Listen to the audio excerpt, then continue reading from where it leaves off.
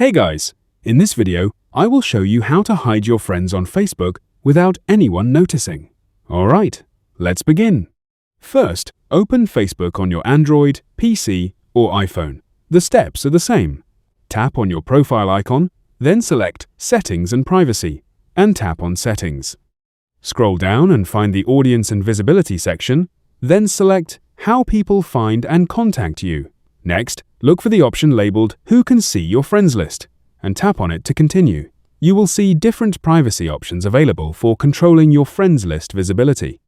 To completely hide your friends list, select Only Me, so no one else can view your friends. You can also choose options like Friends or Specific People if you want limited visibility. After selecting your preferred option, tap Done, and your changes will be saved automatically. Now your friends list will remain hidden based on your selected privacy setting. So that's basically how you can hide your friends on Facebook without anyone noticing. That's it for this video. Thanks.